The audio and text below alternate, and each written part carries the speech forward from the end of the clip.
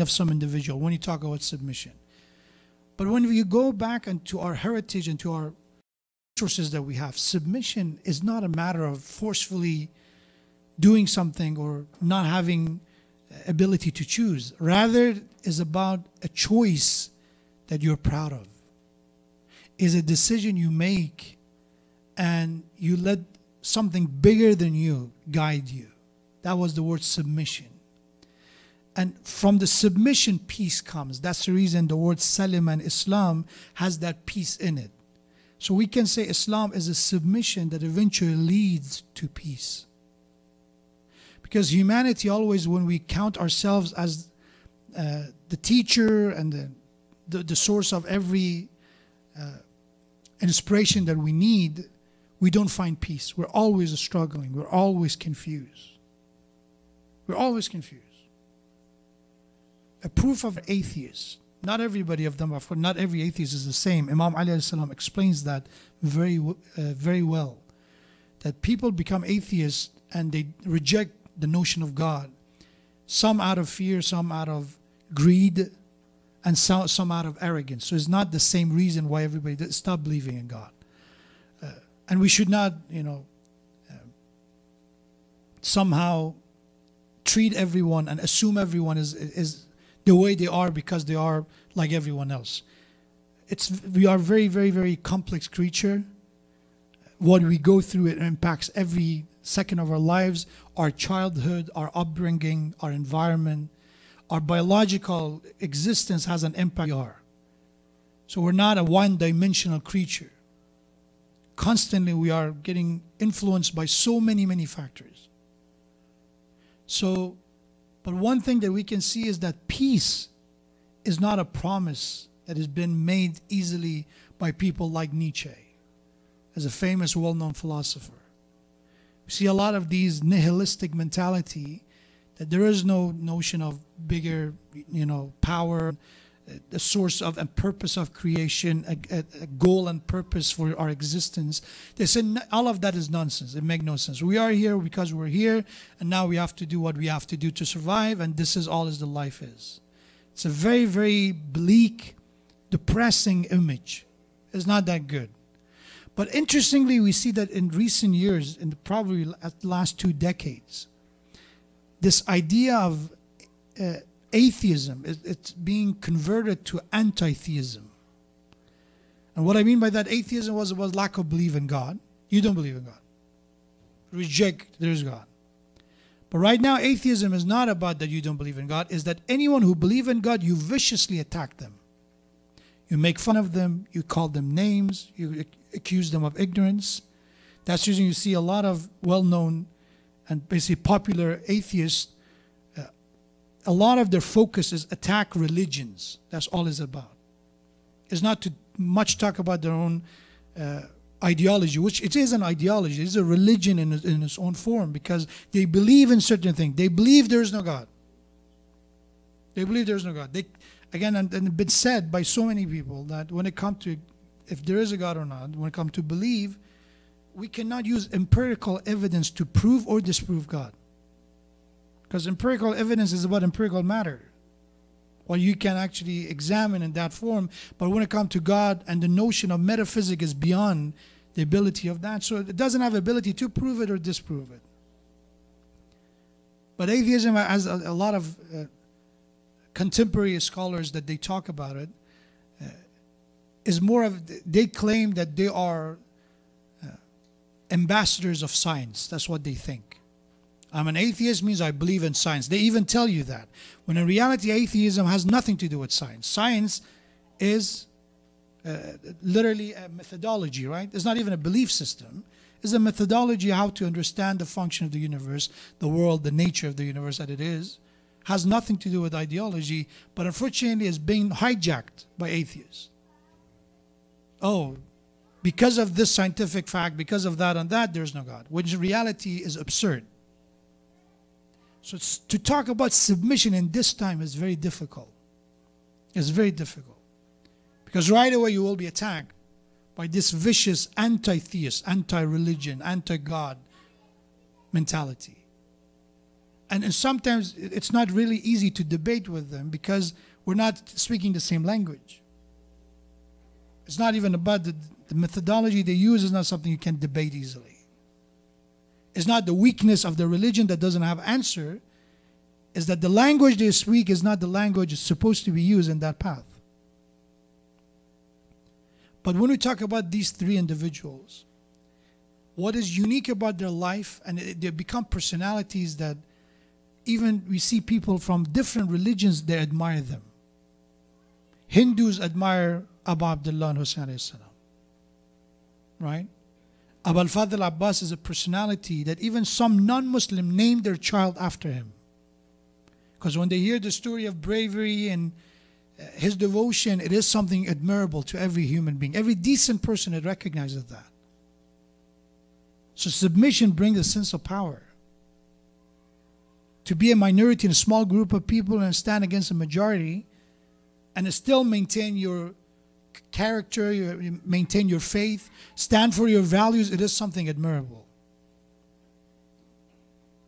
And when we look at other similar stories, we see, for example, a movie which was one of the, I think, best-selling movies of its time, was 300, right?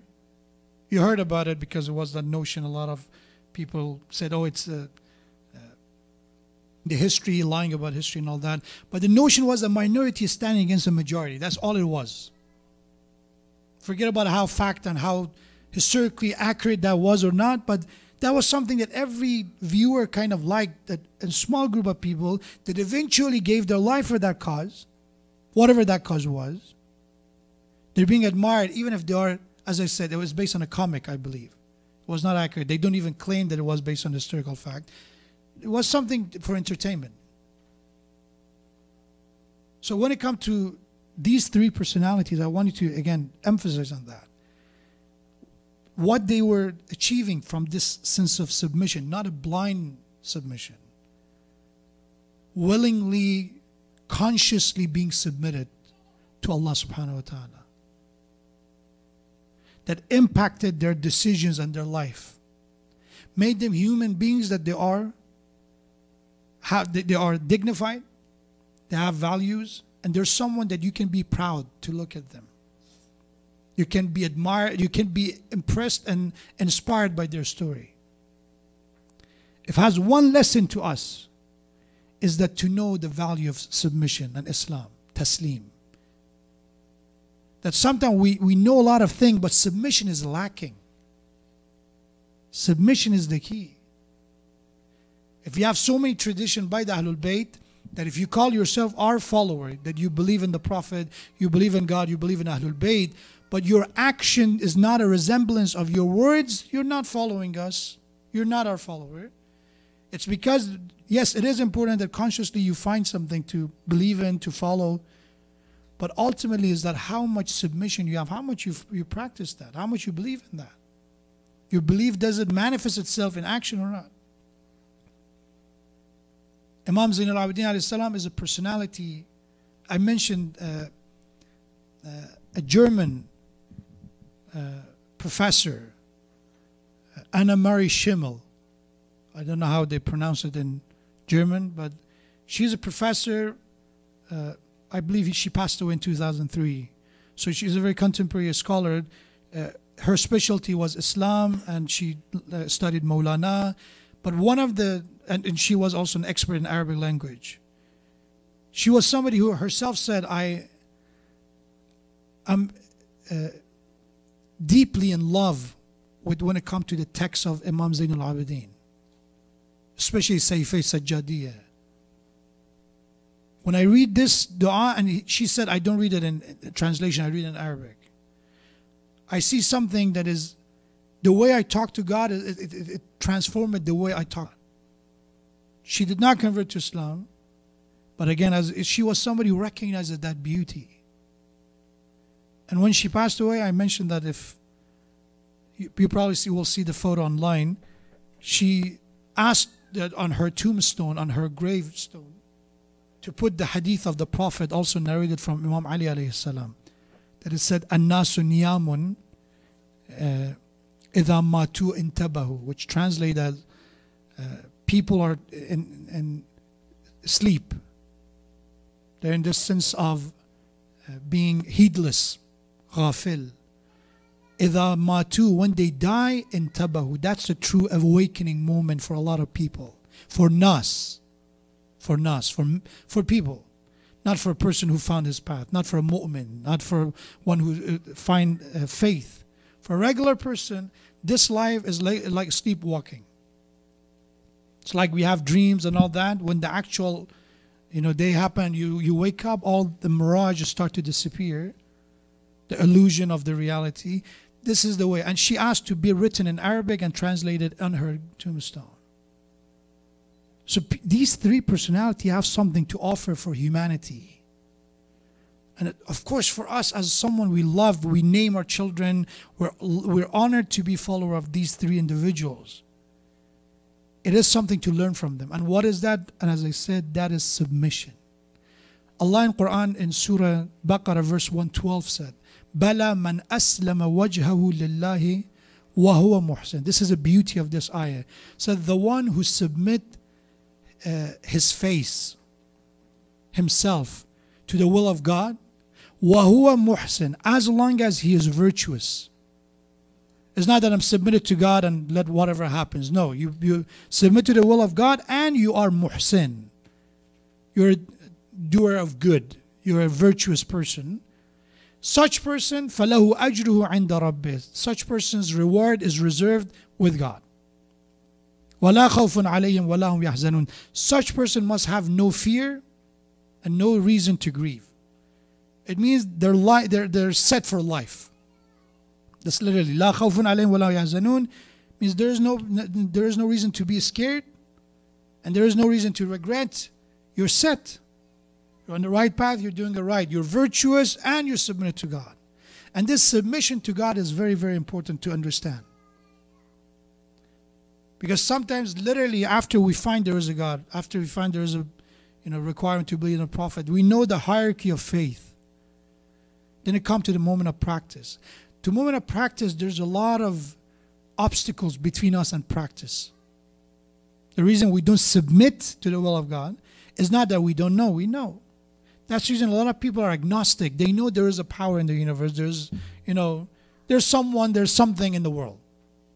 But when it comes to actually following religion, obviously, religion is the problem. Religion, as Marx said, is the opium of the masses. It is the problem. That's the issue. When in reality, religion, what it demands is action. Of course, it's being abused. Of course, people took advantage of people's faith in religion. There's no denial of that. But there's so other things that people took advantage of. We could talk about banks. We could talk about medicine. We could talk about pharmaceutical. Every good thing was abused somehow and some way. But nobody reject the whole thing. But when it comes to religion, let's reject the whole thing. And I'm asking you, this is the question people, these are some of the memes, you're familiar with memes, right? Right now, we are living at a time that there is no, logical, philosophical answer to doubts and question and skepticism. All you have to do is post a meme and that speaks, a lot of words. They post a picture somewhere and they have a quote on that and that's it. One of them was this about religion and being anti-religion. Was, I think, asking this question that those who say, religion is good and all that and atheism is bad, tell us when atheism killed people. They're trying to say that religion killed people because people in crusade or dark ages or, in some other eras, people killed because of religion, in the name of religion. Recite as-salawat ala Muhammad wa ala Muhammad.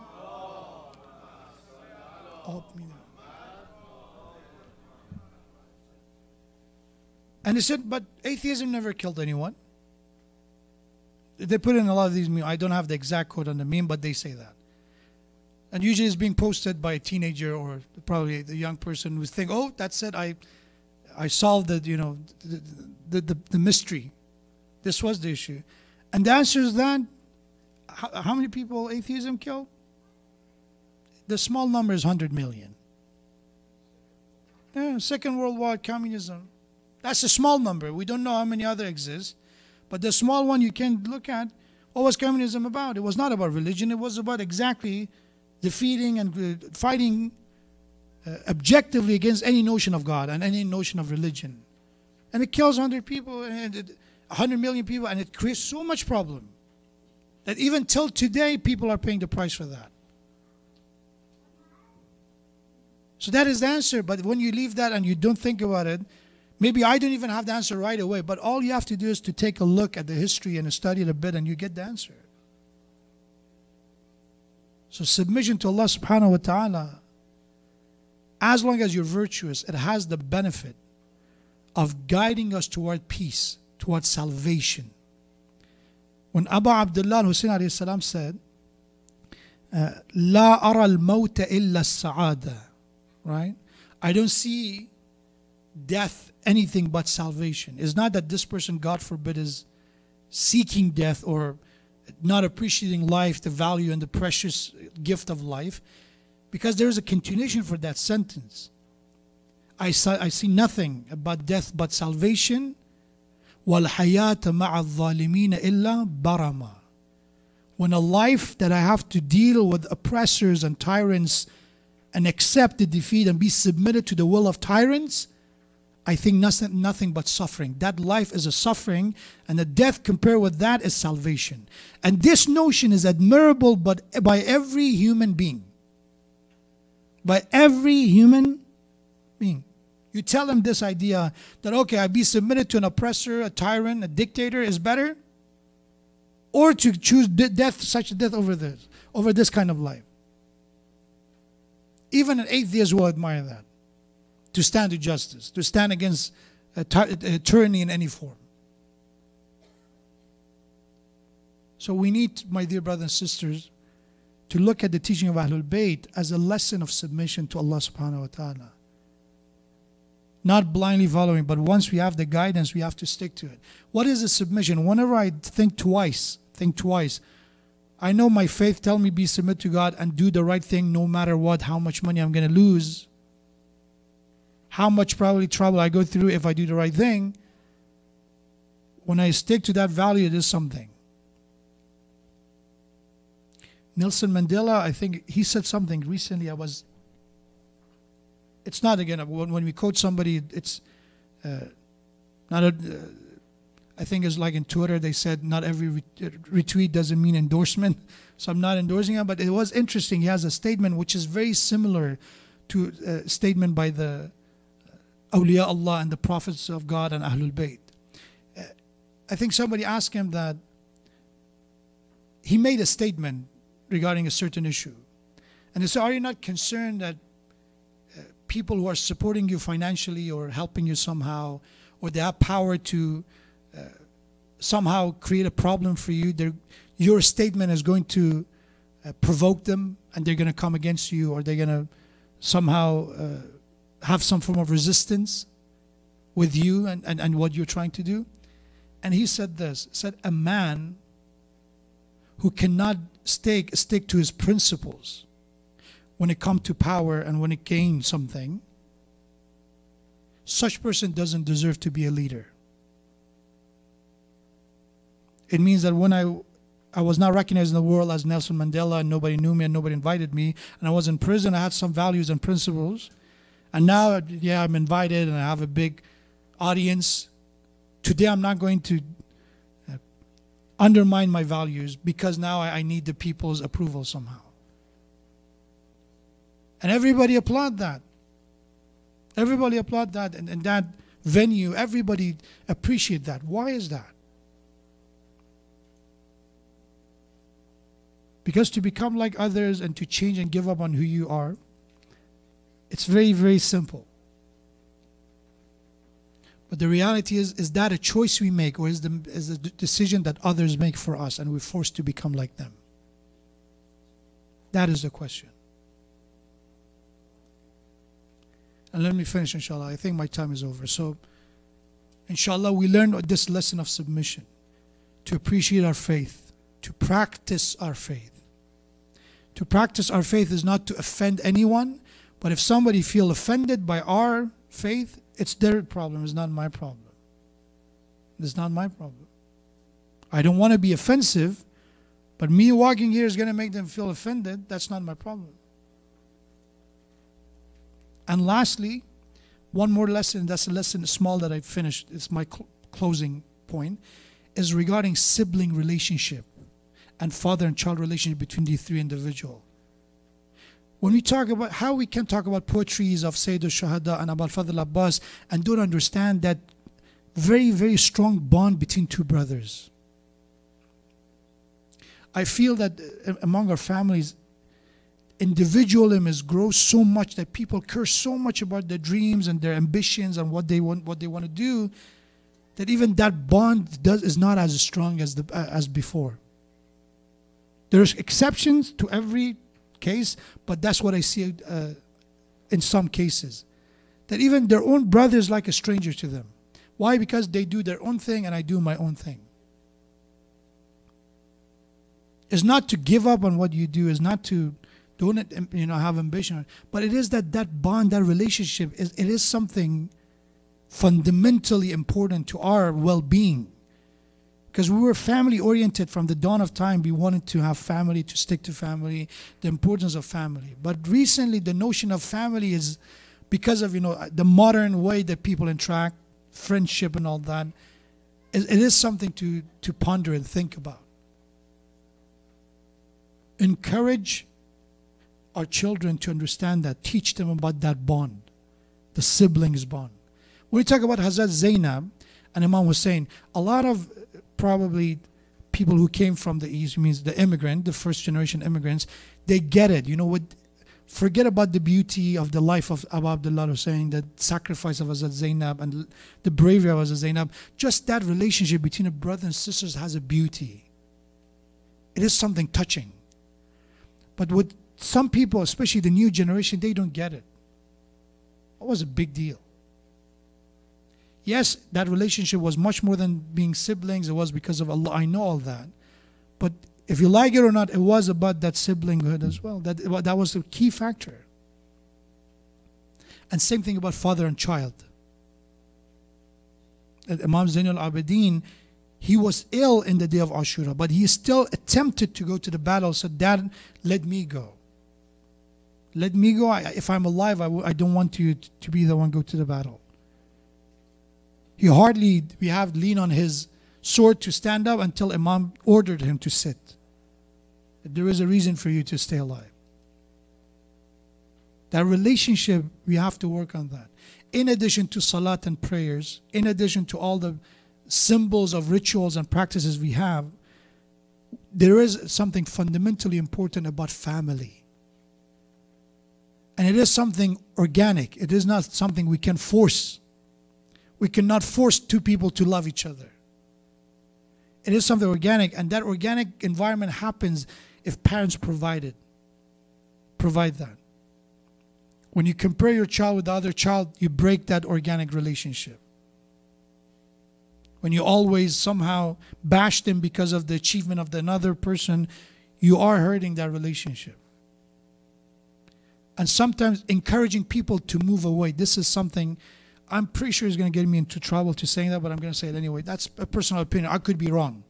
I could be wrong because that's not a hadith or a fact that I say. My personal limited experience is that when we encourage our children to move away, go away. And I've seen people, they could get into a good college close to the family. So no, let me go away. You grow independent. And even so, psychologists recommend that. So it's good, you stand on your own feet, you become independent, you do this and that. The reality is, a child can be independent and still have a connection with family. There is no need for them to be thousands of miles away if they have an option. Again, I emphasize, if they have an option. Sometimes there's no option, there's a necessity. But sometimes there is an option and you can, and we encourage them for somehow. Or we encourage other children to do the same thing. And if you like it or not, when people, there is a Farsi poetry that said, "As dil baravad haran ke as dide ravad." Said, and I'm pretty sure there is a idiom of that in English as well, which means the one that you lost that physical interaction with them, eventually you start to, oh, thank you, out of sight, out of mind. But that is more of about the problem, but this is about, the poetry is about people, right? So if the problem, I don't see it, out of mind. But as dil baravad haran kas dide ravad, said it will leave your heart eventually, the one that you don't see as often. That's even in the concept of Imam Mahdi Ajallah Ta'ala Farajul Sharif. Allah recognizes that. Islam recognizes that. Shia recognizes that lack of direct access to the Imam is very difficult. It is very difficult. That's the reason Bit said that if you maintain your faith now, when you don't have that sight, it's like, your value is greater than the value of the martyrs in the time of the Prophet. Because it's a very, very difficult challenge. May Allah inshallah give us that tawfiq to keep in mind these lessons. Number one, submission, taslim toward Allah subhanahu wa ta'ala, as long as we are virtuous, as long as we are muhsin. And secondly is inshallah reconnect with our siblings. Give them a call. I think a few days ago was the Siblings Day, International Siblings Day, was it? Somebody told me about that. So don't wait for the International Siblings Day to remember them. Connect with them, call them, talk to them, enjoy moments with them. And there's no reason to interrogate them or interfere with their decision, but you can be a sibling. You can be a sibling. And that bond, inshallah, it is something that it is selfishly good for us. Don't do it out of pity for them. They need my attention. Do it for our own sake. For our own sake, we need that connection. May Allah give us that tawfiq, and may Allah, inshallah, help all of us to maintain healthy family, healthy relationship, especially with our family members, and to be able to raise a generation that they will be, inshallah, righteous, hard worker, successful people, inshallah, for the humanity, and inshallah for the sake of Allah subhanahu wa ta'ala. Wassalamu alaikum wa rahmatullahi wa barakatuh. Salawat.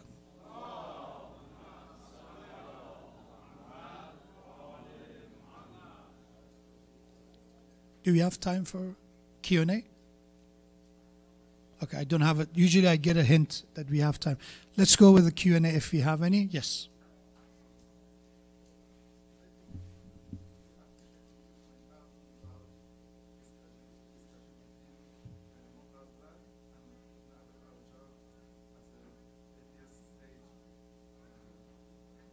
The debate you're saying? Tawheed al-Mufazzal. Yeah.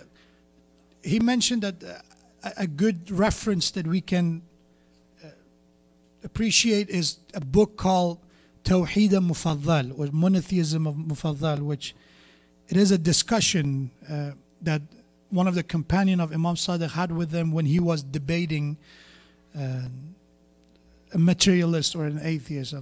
It's a good reference. You can take a look at it.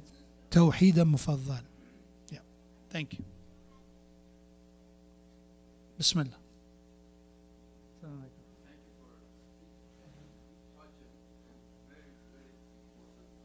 Yes.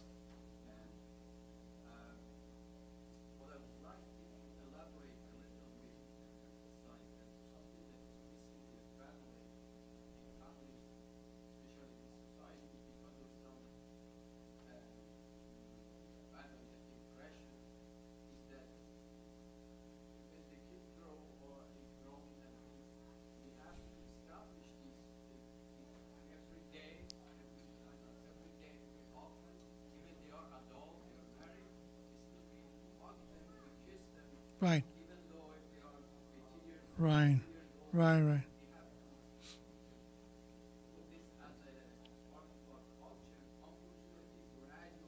Right. Right. Sure.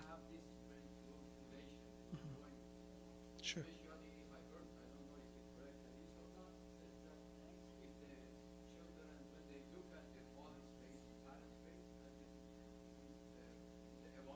Act of worship, yeah? Sure. Sure. So I'm going to quickly